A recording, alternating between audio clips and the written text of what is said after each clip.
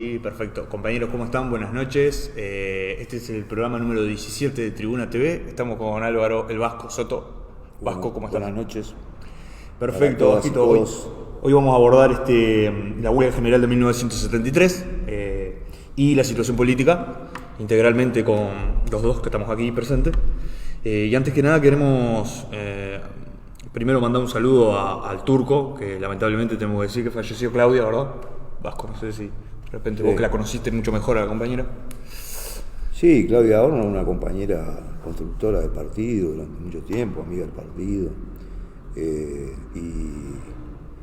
bueno, ¿qué más decir? O sea, que lo que queda es seguir luchando para honrar su vida, que fue una vida de lucha bueno, y siempre tratando de decir lo que sentía, lo que pensaba y no callárselo, y bueno, y siempre acompañando al Turco para amenizar la lucha de los trabajadores, festivales que hicimos acá en el partido, ¿no? Bueno, vaya un saludo a ellos y nuestras condolencias y bueno, el saludo de todo el partido a su familia, ¿no? Sí, no hay mucho más para decir respecto a esto, simplemente que, bueno, la compañera había contraído COVID, ¿verdad? Eso se complicó. Obviamente nosotros que hemos venido abordando la situación de la pandemia no podemos desligarlo, Claro. es decir, todo este tipo de muerte es evitable, ahora nos golpea a nosotros muy cerca, y bueno, yo me sumo a lo que plantea el Vasco incluso escribió una semblanza muy emocionante de la compañera, pero que está vinculado, ¿no?, a la barbarie capitalista y demás, la incapacidad de los regímenes para hacer frente a la pandemia viene haciendo estragos, ¿verdad? Sí, obviamente ya desenvolveremos en el análisis de la propia situación política cuáles son los problemas que enfrentamos y las consecuencias que tienen, ¿no? O sea, como en este caso y como muchísimos casos que hemos tenido durante todo el curso de la pandemia, ¿no? Totalmente. Vasco, hay dos, al menos yo tengo anotado aquí, vos mencionabas otro más, pero al menos hay dos conflictos abiertos. Yo quiero hacer llegar el saludo a los compañeros del SUDMA de la pesca, de acá de Tribuna TV. Hemos sabido entrevistar a los compañeros, ahora tuvimos el compañero Richard, en algún momento el secretario general del sector pesca, y también están los compañeros de UFC en un conflicto, ¿no? Respecto a, creo que son 3 despidos, tienen un conflicto abierto ahí con el UFC, quiero decir, compañero de la Unión de Funcionarios del CODICEN.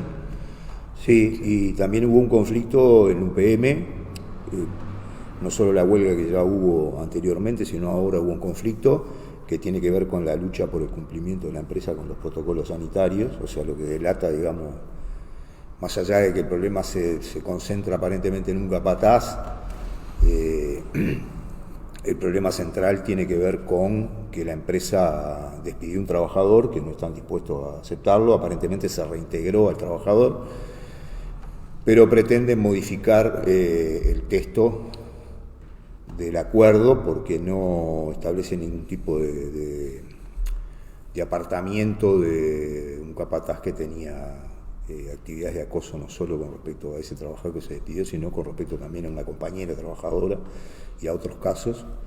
Y por lo menos por las declaraciones de los dirigentes del lugar, ¿no?, el conflicto sigue abierto hasta que la empresa no cambie la redacción del acuerdo.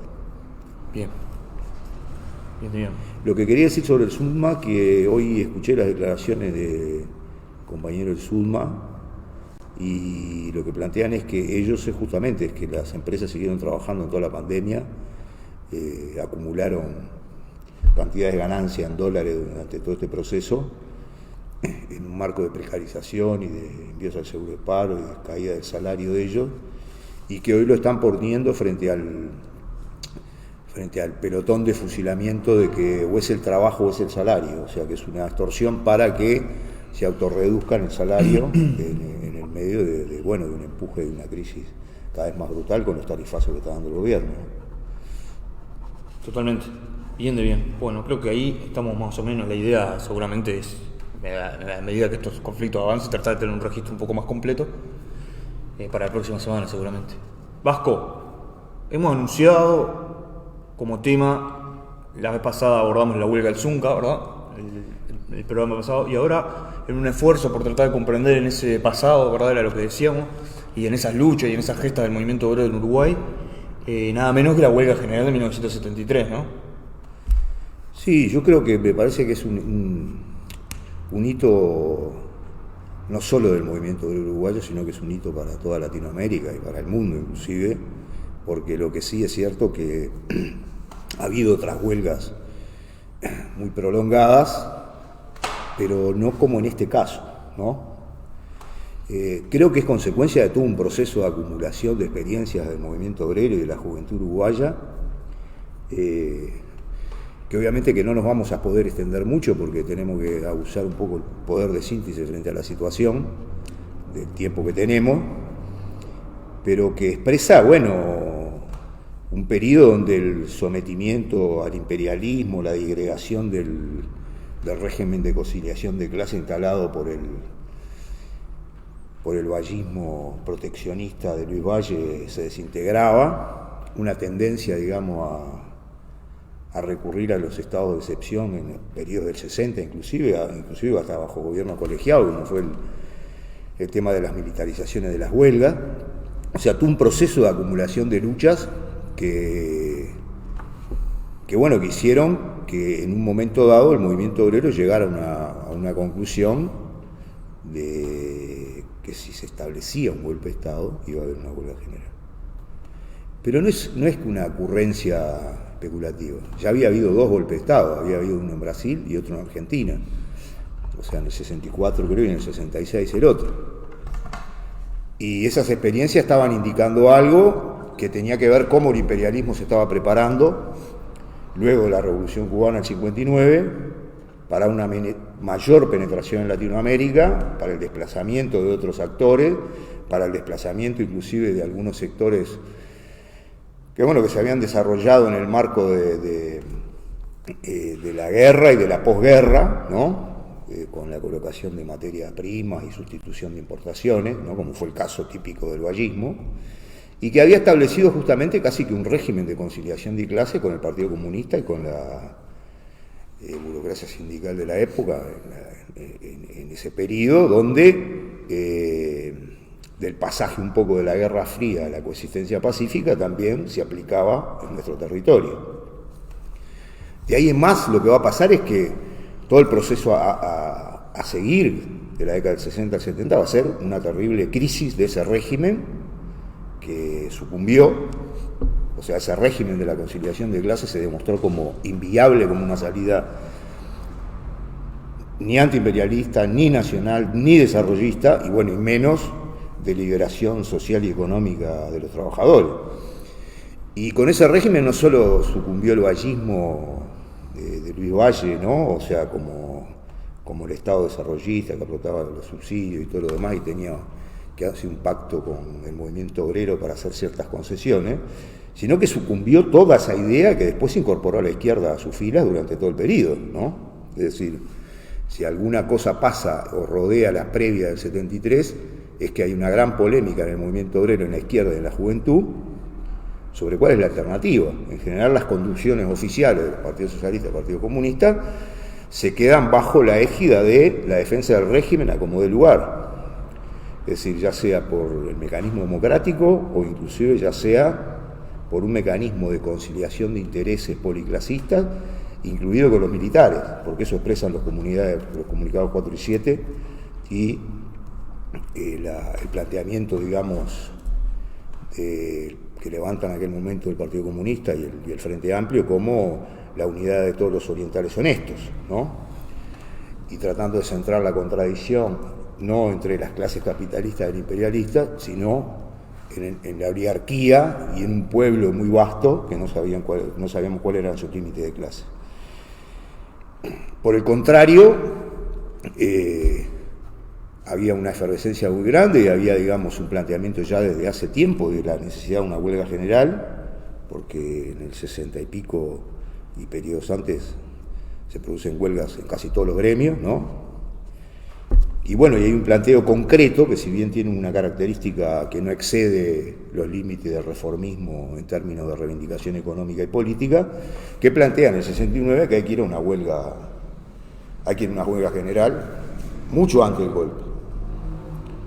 Planteo que obviamente se opone el Frente Amplio y sus fuerzas, en el sentido de que su Su consigna central pasa a ser soluciones con pacificación en función de encuadrar todas las acciones de masa que se estaban desenvolviendo en un marco de desvío electoral para capitalizar ese voto electoralmente y actuando como una especie de gendarme de las grandes luchas populares que se estaban desarrollando. Vasco, esta votación que hablas del CNT en ese momento, no CNT, ¿verdad?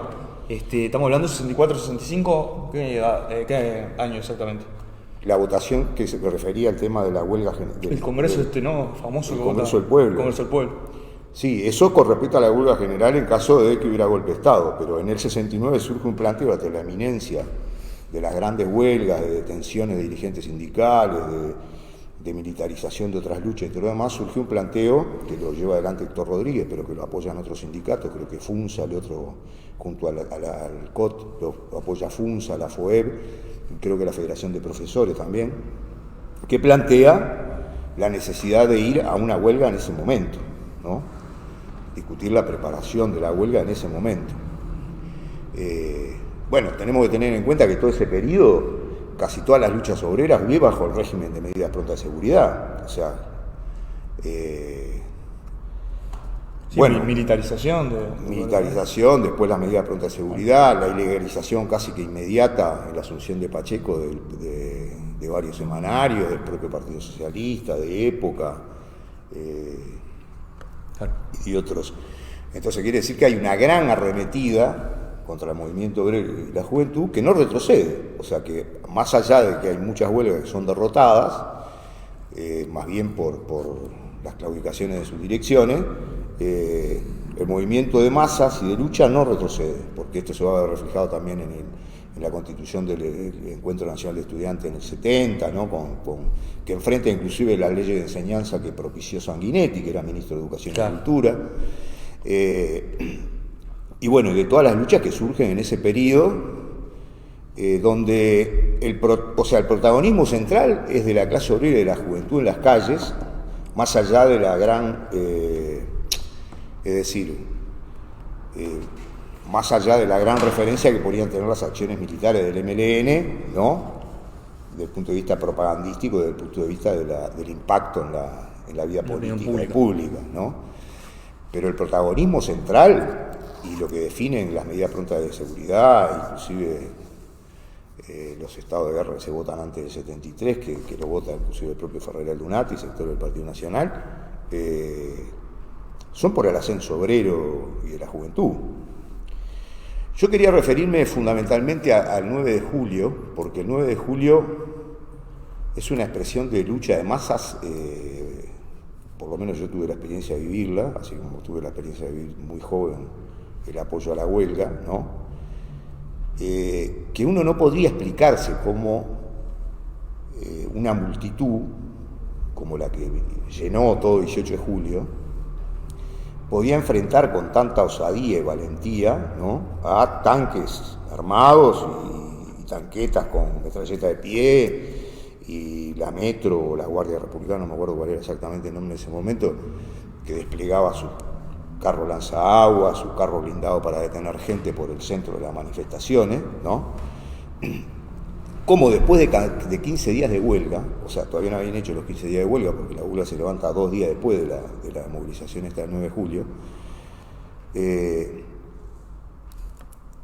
cómo se lanza a las calles a seguir peleando, porque más allá de la idea de los dirigentes de que fuera el punto de levante, o sea, la gente no va a ir a levantar, la gente va a ir a seguir luchando por lo que venía luchando, ¿no?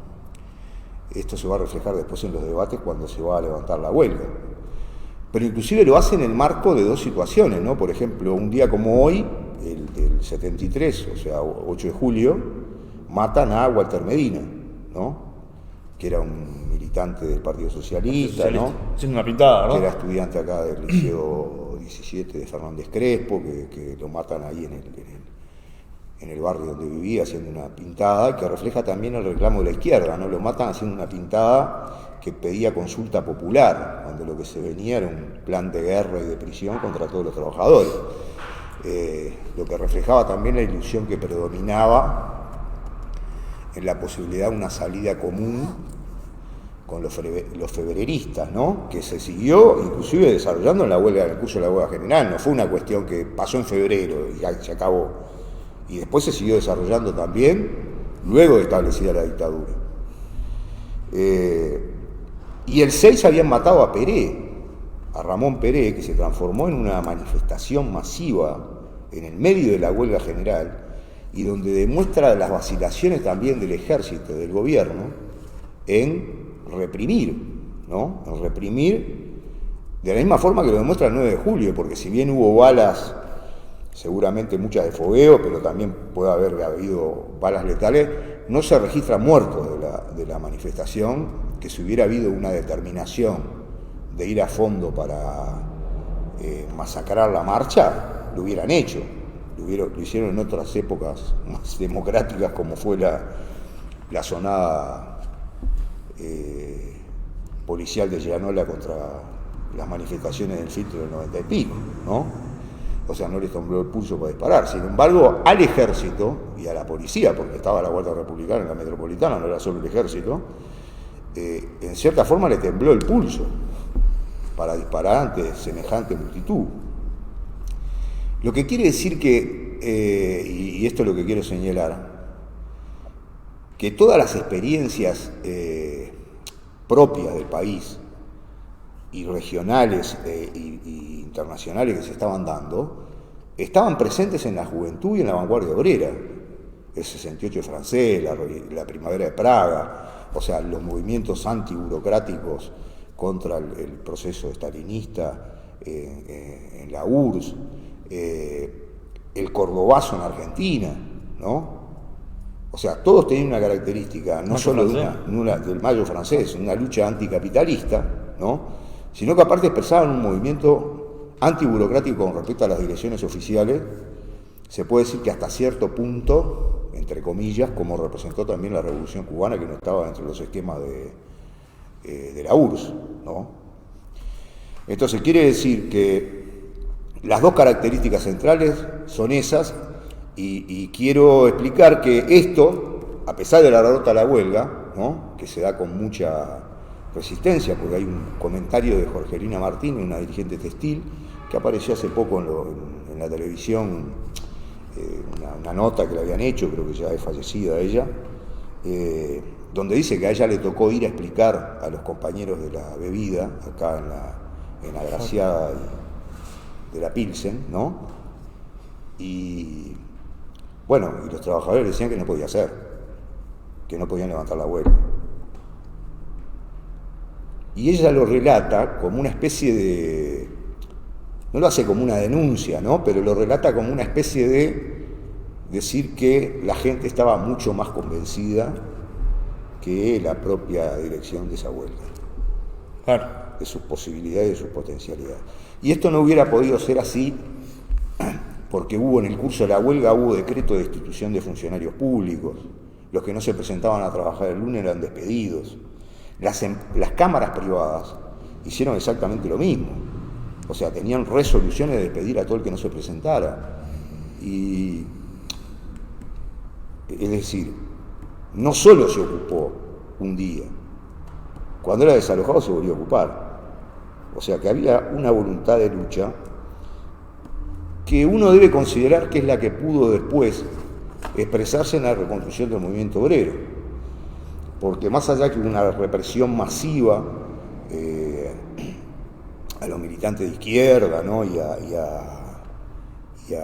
los dirigentes sindicales inclusive de esa huelga y todo lo demás, hubo un sector de la juventud que quedó de esa huelga, que después son los que vamos a encontrar como reconstructores del movimiento obrero y de la juventud. Es decir, todos los que teníamos 14, 13 años, 15, 16, en esa huelga, son los que luego van a aparecer en el PIT, reconstruyendo el PIT. Algunos no, algunos ya venían salidos de preso, ¿no? O lo que fuere, pero mayoritariamente había un gran movimiento juvenil. Yo me acuerdo de la experiencia del Sindicato de Arte Gráfica, eran todos jóvenes los que constituían los comités de base en los talleres y las asociaciones laborales para construir el PIT. Me acuerdo de FUNSA, que estaba Carlos Pereira, que yo lo conocí en el 76 en Funza, y que también era un joven que había estado en la huelga, pero que no había tenido ningún rol activo como dirigente en ella, claro, ¿no? Sino que era un heredero de aquella experiencia. Y el movimiento que va a surgir, y es una cuestión que se quiere ocultar, porque se quiere fosilizar la huelga en términos de algo, de un hecho histórico inusitado a tener guardado en un cofre para sacarlo los días que son 27 de junio, es que hay una continuidad de esa huelga, de los planteos políticos que tuvo la izquierda, del comportamiento de las clases sociales en esa huelga y en ese golpe de Estado, con el presente. No es que es una historia disociada. Bueno, yo te quería preguntar justamente por eso, Vasco, porque ¿qué pasa? Uno habla de huelga y, por ejemplo, hace un par de días en el diario El Observador sale una nota de un periodista, parece que el tipo estuvo vinculado en algún momento, no recuerdo el nombre ahora, a la Cámara de Comercio, y él festeja el hecho de la LUC, porque la LUC prohíbe aquello que el gobierno del Faso se había animado de manera muy timorata, tibia, a hacer, que era la ilegalización o el impedimento de la ocupación de los funcionarios públicos. La LUC lo llevaba a todo el terreno, además de anular la posibilidad de los piquetes. Y el propio tipo en su texto, cuando lo desarrolla, dice que de todas maneras no hay muchas ocupaciones ahora. Es decir, está bien, pero han disminuido, dice. Y cuando uno habla de huelga del 73, de repente hay un compañero joven que no está viendo y piensa que es algo medio inocuo. Pero en realidad ahí se ponen en acción todos los métodos de acción directa de la clase obrera. La propia huelga, ¿verdad? Eso por un lado. Y lo otro que te quería preguntar, para que lo desarrolles, digo. Y lo otro que te quería preguntar es, uno, si toma hoy en día los balances que hay de los partidos, que actuaron ahí, sobre todo el Partido Comunista, lo que se tiene es que la huelga fue en defensa de la democracia, no de todas estas cuestiones que se suponían que la huelga colocaba. Es decir, esto es para defender la democracia, esta huelga. Sí, no, en general el Frente Amplio, que ya estaba constituido y venía de la elección del 71, por eso yo decía, planteaba la consigna de soluciones con pacificación para callar al movimiento de masas que había. Es decir, las movilizaciones estudiantiles, inclusive obreras o populares, iban tras la consigna de libertad para los presos políticos. Sin embargo, para el Partido Comunista no existían presos políticos, lo que había era casi que prisioneros por delitos comunes, que eran los guerrilleros.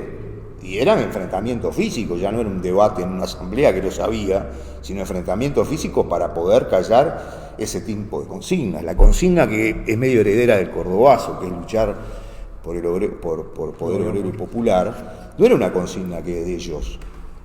Ellos no planteaban a luchar por el poder obrero y popular, planteaban soluciones con pacificación, el pueblo unido jamás será vencido, pero no planteaban el problema del poder, aunque ya estaba instalado el problema del poder en la lucha de los trabajadores y de la juventud, porque había sectores que agitaban esa perspectiva.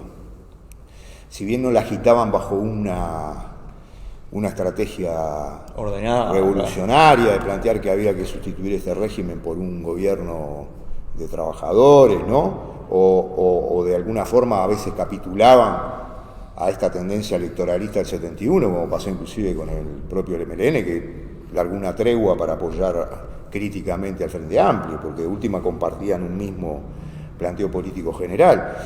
Pero a lo que me refiero es que todas estas cosas que estaban incubando siguieron desenvolviéndose.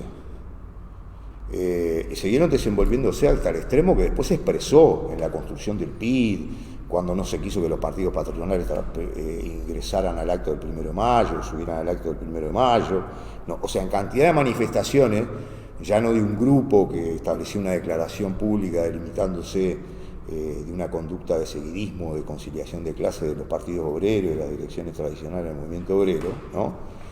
Sino de expresiones públicas y políticas clarísimas con respecto a que el movimiento que surgía era un movimiento antiburocrático y que planteaba un planteamiento de política independiente. Es decir, ya estaba instalada la experiencia de Brasil con el PT, ¿no? Que se planteaba en aquel momento como una salida de los propios trabajadores de la situación. Y acá había un debate singular sobre ese tema, que después nosotros vamos a lograr colocar a través del socialismo revolucionario en el sentido de la necesidad de construir un partido obrero, partido obrero, un partido revolucionario, que luche por el socialismo, que luche por el gobierno de los trabajadores, cuando toda esa izquierda que aparece como combativa y opositora del pasado y luego aparece reconstruyendo mucho de ella, apoyando la reconstrucción del PIT, empieza a hacer seguidismo al planteo de génesis del Frente Amplio, de la gran construcción de un Frente Popular amplio, ¿no? Donde la clase obrera nuevamente queda subordinada a un programa de coexistencia con la democracia, de coexistencia, y en los términos que lo plantea la salida. O sea, que la salida bajo los términos del Club Naval. Claro. Es decir, que ya no es la continuidad del régimen de la conciliación de clase de Luis Valle, es la continuidad del régimen de la conciliación de clase con la cooptación del régimen dictatorial, con todos sus torturadores, genocidas, su servicio y todo lo demás. Entonces me parece que es muy importante esto, porque ahora esta LUC expresa también las necesidades reaccionarias de un gobierno de ir a un elemento de contención mayor de las luchas obreras que van a surgir, porque no están analizando solo Uruguay, estuvieron analizando Chile, ahora estuvieron analizando Colombia, estuvieron analizando todos los procesos de rebeliones populares que han surcado América y que han surcado también el mundo.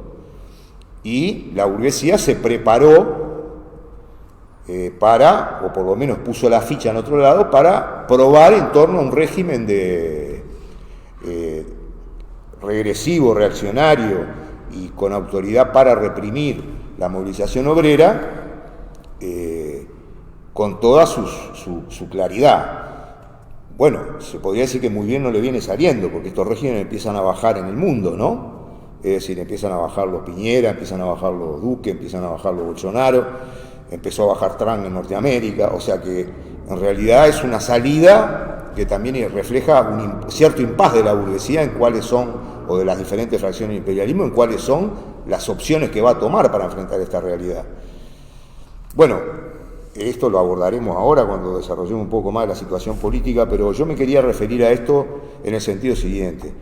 Lo que reflejó la huelga del 73 y todo su proceso anterior y posterior es la necesidad de una política y una estrategia independiente del movimiento obrero con respecto a todas las fracciones de la burguesía y la pequeña burguesía. La gran derrota de la huelga y de las luchas de todo el periodo del 50 y 60 tienen que ver con las direcciones sindicales que se sometieron al régimen de la alternancia política parlamentaria y que se sometieron a la defensa de ese régimen político parlamentario. Es decir, entonces... El mal menor. Claro, entonces quisieron cancelar los procesos revolucionarios, que de última fueron los únicos que consagraron conquistas. Porque con todas las limitaciones de desviación burocrática que haya podido tener la Revolución Cubana y todo lo demás, el único que consagró las conquistas que estaban planteadas en el marco de esa revolución fue la revolución. O sea, fue que los trabajadores, los campesinos, tomaran el poder.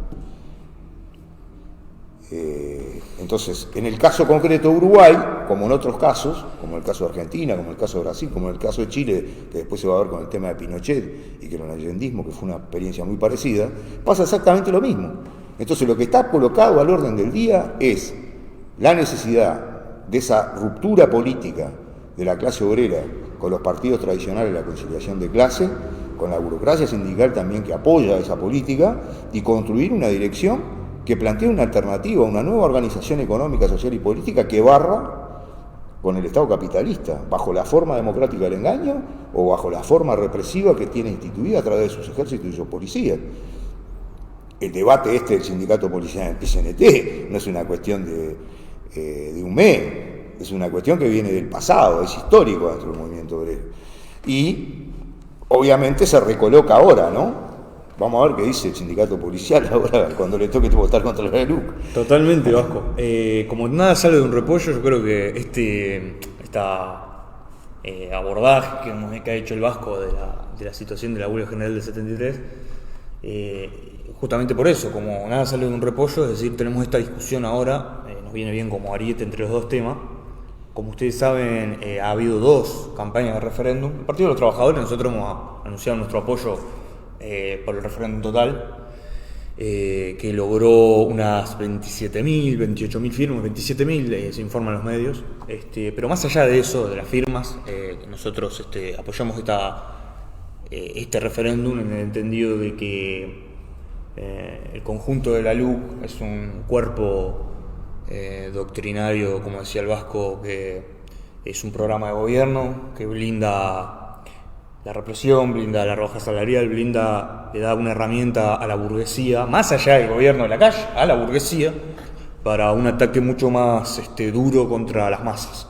Esa fue nuestra caracterización y en ese sentido entendíamos que el referéndum parcial, que alcanzó las firmas, ahora creo que se están informando unas 800.000 firmas, es decir, un repunte en el final de la campaña que hasta último momento no se sabía si se llegaban a las firmas.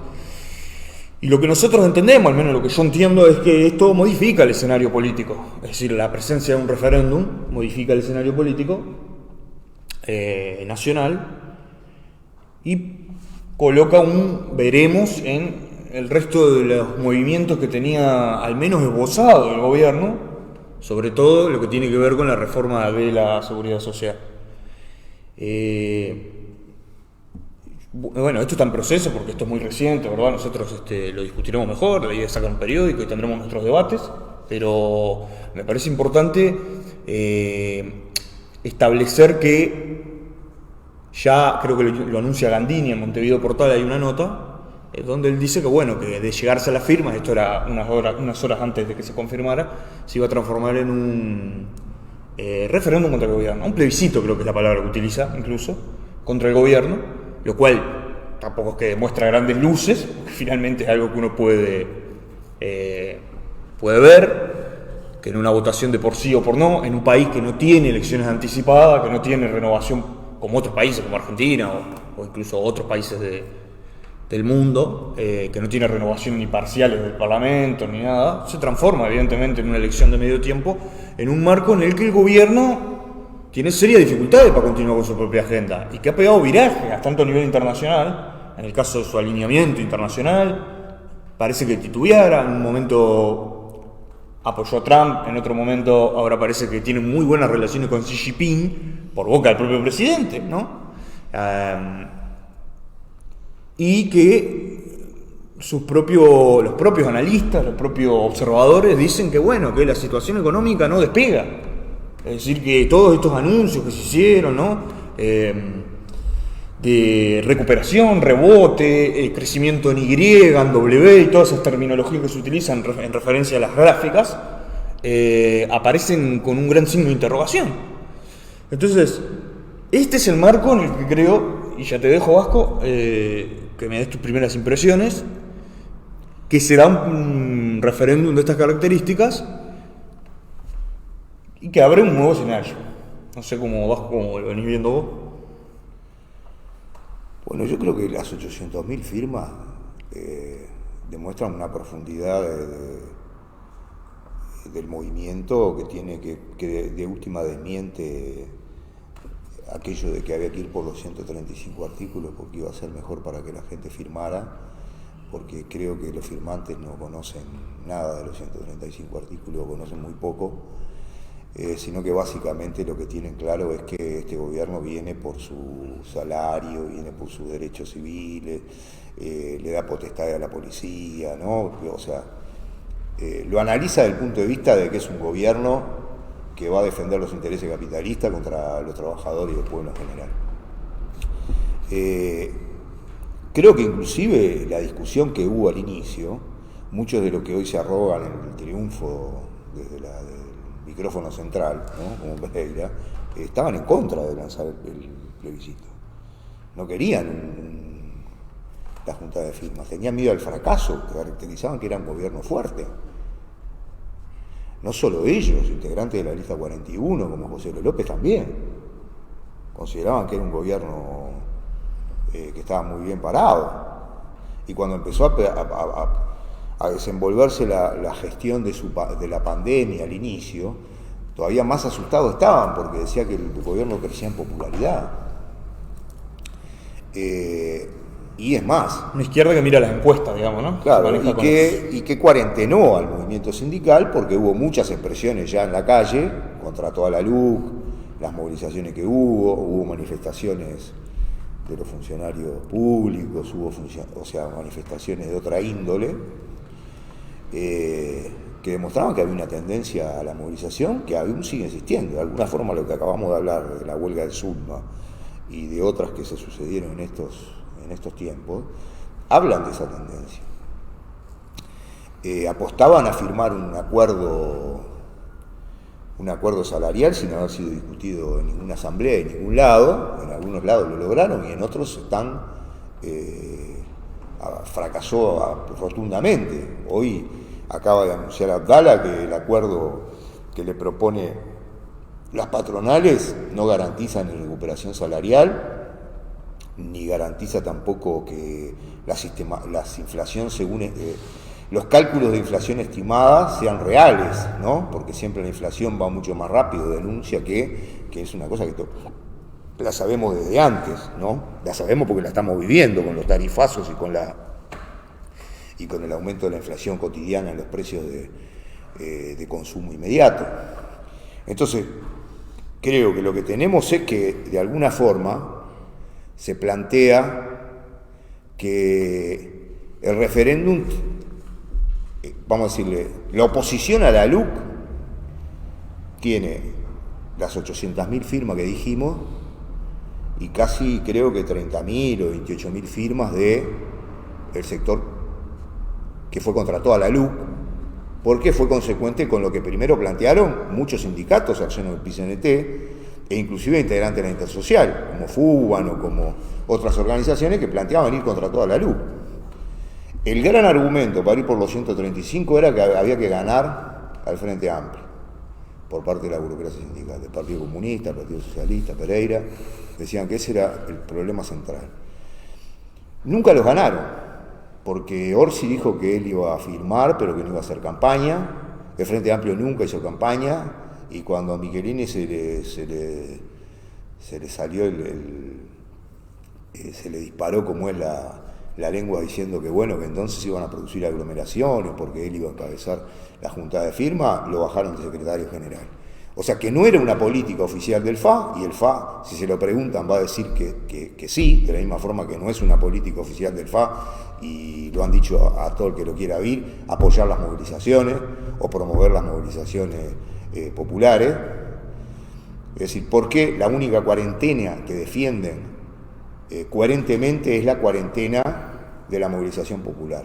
En la otra se adaptaron con los 15.000 jornales solidarios que todos los intendentes firmaron el acuerdo para precarizar y mandar a la movilidad a 15.000 personas, cuando el problema central de la desocupación son de los que se fueron a notar eran como 260.000, ¿no?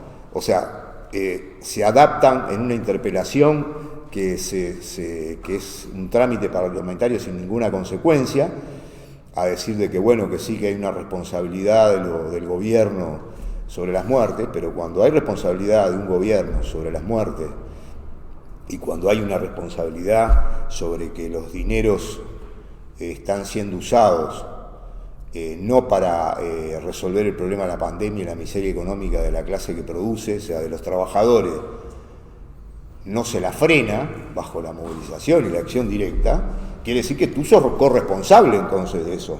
O sea, ¿por qué lo único que haces es salvar el alma discutiendo en el Parlamento?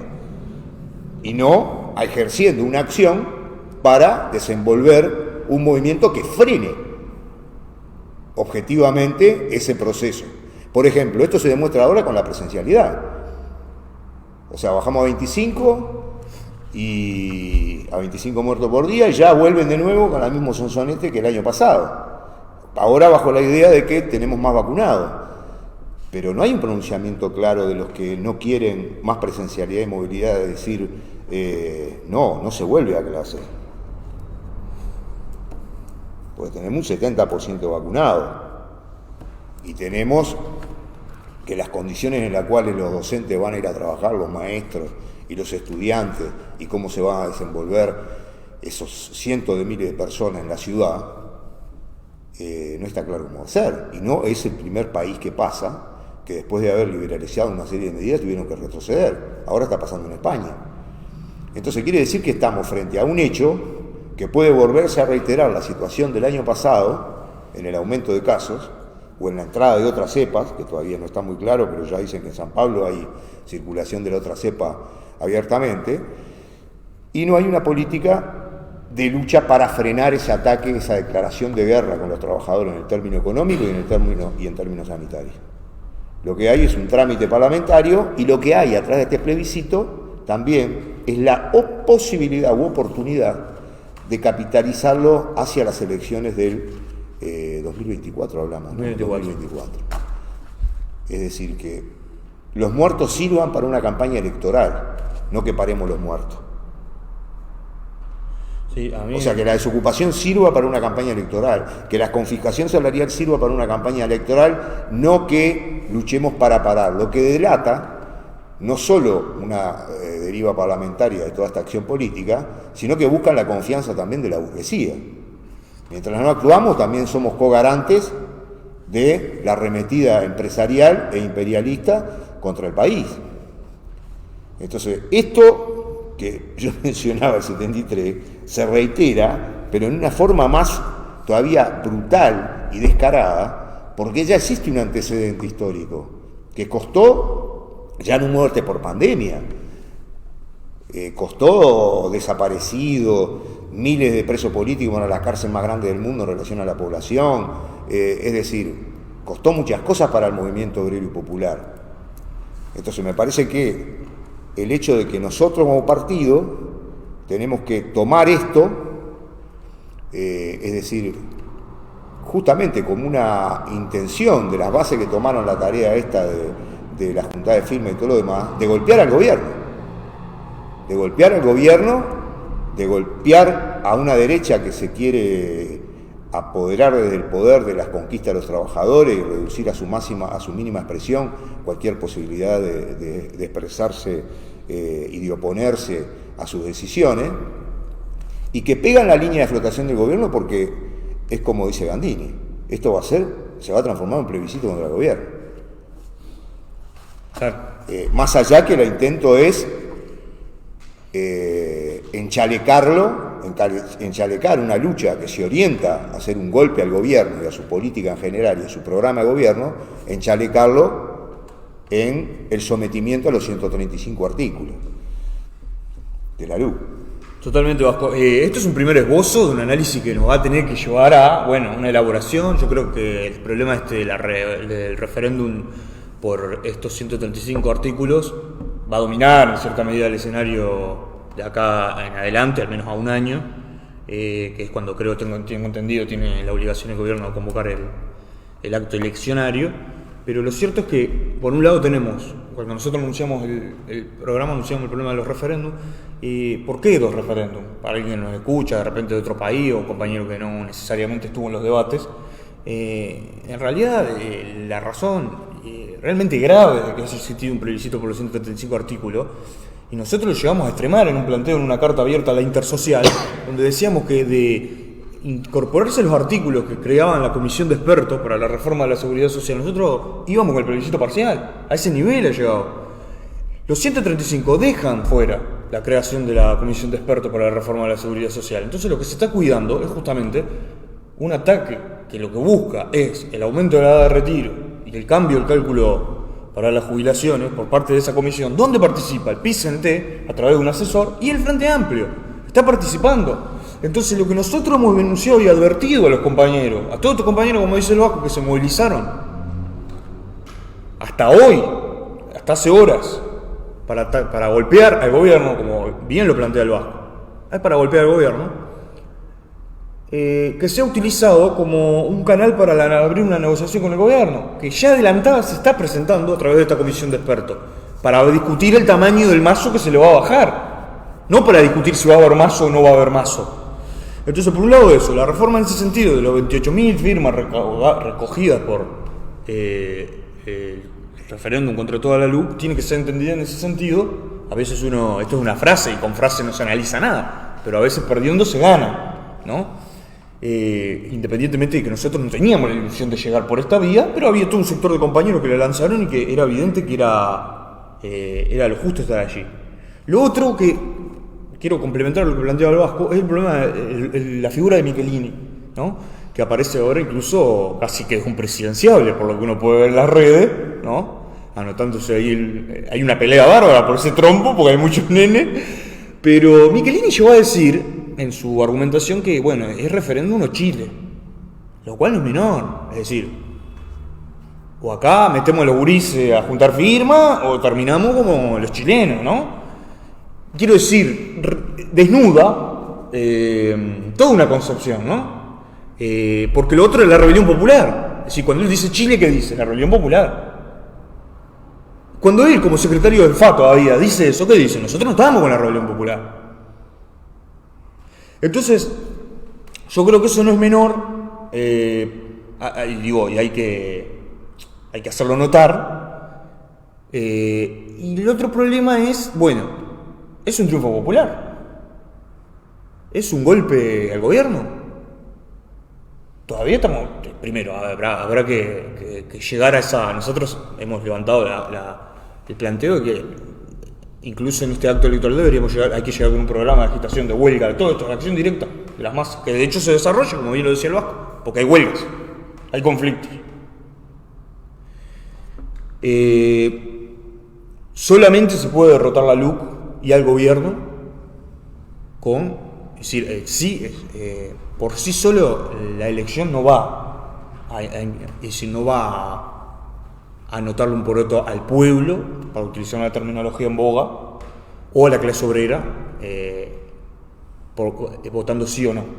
Eso lo que va a hacer es habilitar, en todo caso, candidaturas internas dentro del Frente Amplio para 2024, potenciar a los que potencia, o sea, el plebiscito por los 135 aparece muy claramente beneficiando a Andrade, ¿verdad? Estos sectores que impulsaron al Partido Comunista, y digamos el ala ortodoxa del Partido Socialista, Sibila, etc., que fueron los que más consecuentemente lo plantearon. Y como bien decía el Vasco, no los Pereira, que se sumaron, ¿no? Después. Yamandu Orsi estaba en la caravana hoy.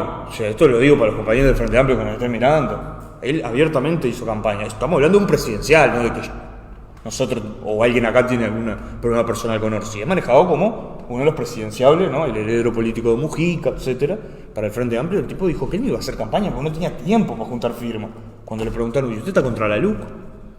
El que dice que tiene acuerdos con Manini, dice que hay que discutir con Manini. Entonces, todavía veremos si esto será un triunfo popular.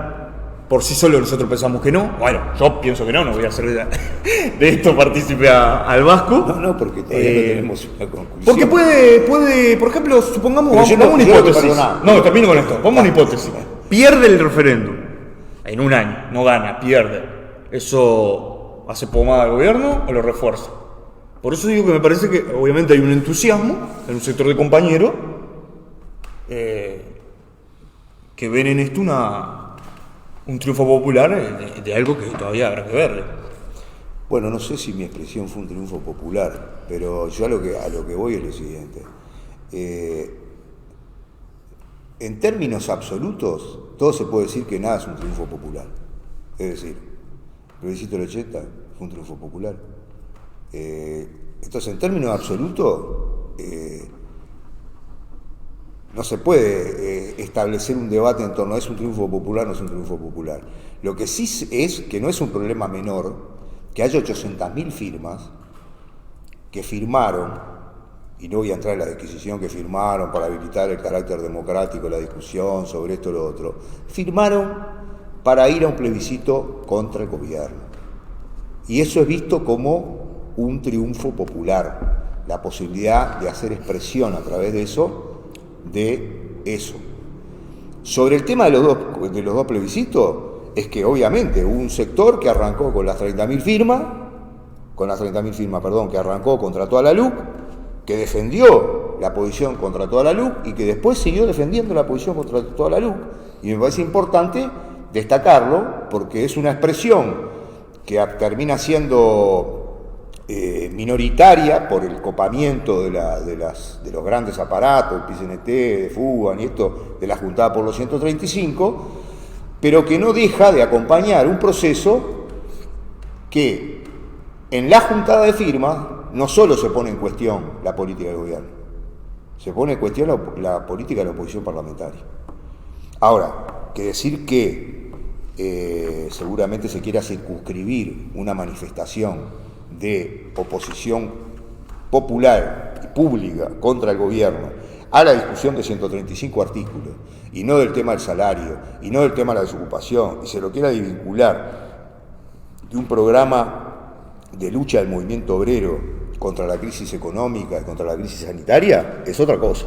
Bueno, será entonces la lucha que habrá que dar para que ese golpe al gobierno adquiera un carácter independiente, una estrategia independiente, y vaya delimitándose de los sectores que quieren circunscribir los 135 artículos.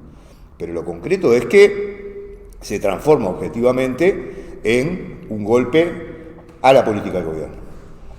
Es decir, y eso es lo que está planteado de aquí en adelante, y lo que está planteado también de aquí en adelante, que hay 700.000 personas, 800.000 personas, que firmaron bajo la idea de pegar ese golpe. Entonces no es un problema menor.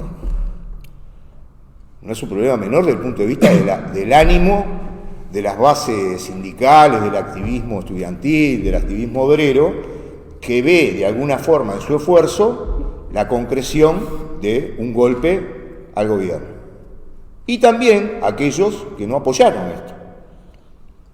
Y también aquellos que lo restringieron, porque yo he visto muchas expresiones de gente que firmaba por los 135 artículos que decía que esto era una mínima expresión, que no era todo, pero que igual que había que... Entonces, quiere decir que hay en este sector también conciencia de por qué hubo 30.000 o 28.000 votos contra toda la luz.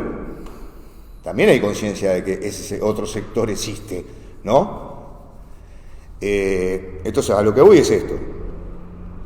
Yo creo que el gran desafío que tenemos como partido es desenvolver un programa de lucha contra la política del gobierno en todos los terrenos, no solo el de la LUC, contra la política sanitaria, de la presencialidad, la del salario, que ya ha instalado una crisis con el tema de los consejos de salario, que son los que motivan la huelga, contra la seguridad social, como vos planteabas, que es a lo que se va desde el punto de vista de aplicar un régimen contra los trabajadores a futuro, pero también contra los trabajadores actuales, ¿no? Y contra los jubilados actuales. Entonces me parece que lo que está planteado es levantar un programa político que trate de englobar a eso y plantee el hecho siguiente: el paro general, ¿en qué quedó desde el punto de vista del desenvolvimiento de la lucha? Porque ahora más condiciones hay todavía para seguir en un plan de lucha general e impulsar la anulación de estos 135 artículos y todo lo que tengamos que luchar contra la LUC. Entonces creo que eso genera un desenvolvimiento de la lucha de clase, de los trabajadores, de la juventud, en un sentido, no voy a decir autónomo, pero en un sentido de crisis con respecto al trámite parlamentario, ya sea con la política de gobierno o con el de la oposición parlamentaria. No están, vamos a decirle, subordinada totalmente a las acciones de la oposición parlamentaria. Es más, algunos de estos artículos que están ahí son mínimos, ¿no? Pero lo votó el FA, de lo que están siendo impugnados. Entonces creo que, bueno, nosotros ahora tendremos que sacar nuestra posición como partido con respecto a esto, es obvio, y lo que no nos podemos apartar, me parece, es de ver que esto ha sido un golpe al gobierno y a una política de colaboración por parte de la oposición con el gobierno. Bueno, ya vamos a ir redondeando con esto, pero yo no quiero dejar de decir algo que me parece que es importante en el análisis sobre este problema, que es el siguiente. Sabemos que me hacen algunos... bueno, bien, si me recuerdan los compañeros de acá del parte de los controles, que el programa que viene vamos a estar con el compañero Pancho Coppola, que es un médico, grado 5, compañero vinculado al partido hace mucho tiempo, que se presenta, creo que encabezando la lista creo que es la 15, no tenemos, Médicos Trabajadores es el nombre de la lista, en una elección que aparece muy polarizada en principio en el sindicato médico entre lo que es la lista oficial que dirige el sindicato hoy en día, vinculada al Frente Amplio, y una lista opositora que ha juntado a todos los grupos, digamos, a todas las expresiones más de derecha, y que ha tenido el apoyo explícito de la calle Pou, ¿verdad? Encabezado por por una doctora, creo que es una médica, y ha tenido ahí una reunión con la calle, con el mismísimo de la calle, y bueno, esto es visto como un espaldarazo a la lista. La lista del compañero Coppola, nuestro compañero, es la 1920, y bueno, él estará el próximo jueves, creo que es, sí, jueves 15, el jueves 15 estaremos con él abordando esta cuestión. Yo simplemente quiero un último detalle, y capaz que le dejo un retruque al Vasco, porque no es que no estamos de acuerdo en este punto, pero no quiero quedar cerrando. No, pero tampoco vamos a abrir una política. No, pero es lo que tiene de lindo también, ¿no? Pero redondeo con lo siguiente. Evidentemente los 135 aparecen vinculados a un sector de la dirigencia del PCNT y del Frente Amplio, a un sector, que es el que dijimos. Si efectivamente esto es un golpe y implica un triunfo popular, el problema que tenemos es que, bueno, efectivamente rescatamos la burocracia para la lucha. Y en principio la burocracia no sirve para la lucha. Si efectivamente esto es un golpe y esto es un triunfo popular y una derrota del gobierno. Vos no lo dijiste, yo sé que no dijiste esto. Pero extremado yo he visto, bueno, esto es una derrota del gobierno. Bueno, no se puede llamar las cosas cuando uno quiere. Entonces, esta idea está instalada en un sector de la izquierda, entre muchos compañeros. Y yo, en principio, pienso que no. Pero... No. Vos podés cerrar. Yo no tenía la idea de abrir ningún debate. No con vos. Pero lo quiero colocar porque me parece que es uno de los puntos... de abrir ningún debate. Es uno de los puntos quiero decir es lo siguiente. Primero, uno no puede extremar el lenguaje para establecer un debate porque nadie planteó que es una derrota al gobierno. No, pero yo aclaro que no lo digo por vos. Bueno, pero no lo ha dicho nadie, menos el Frente Amplio dice que esto es una derrota del gobierno. Es decir, nadie quiere decir que esto es una derrota del gobierno. Entonces yo a lo que voy es que analicemos en un cuadro que el gobierno precisaba una ley para aplicar, ¿no? Y que hace un año que la tiene instalada, la tiene media ahí en stand-by porque no la llega a aplicar a fondo, ¿no? Sí. La podría aplicar más a fondo. Bueno, es un elemento de desestabilización de su política. Así lo es, a pesar de la burocracia y de las direcciones que vos decís. Porque las burocracias también dirigen huelga. Y vos decís, bueno, el problema es el siguiente, la política y la burocracia nos va a llevar a ganar la huelga. Esa es otra discusión. Pero no, porque la burocracia dirige una huelga, yo voy a dejar de apoyar la huelga. Entonces, en este caso, esa es la discusión, me parece que es importante dar ahora. Bueno, Vasco, esto queda para el próximo programa. Capaz que... Bueno, vamos a anunciarlo. Claro. Compañeros, próximo ya anunciamos, va a estar Pancho Coppola, compañero del sindicato médico, no se lo pierdan. Y bueno, vamos a seguir abordando este debate, ¿no? Que parece que es muy rico. Compañeros, compartan, comenten y bueno, y hagan llegar su parecer, pero compartan sobre todo para que llegue a más compañeros. Vasco, muchas gracias por venir. No, gracias a ustedes y bueno, saludos a toda la teleaudiencia. Nos vemos el jueves.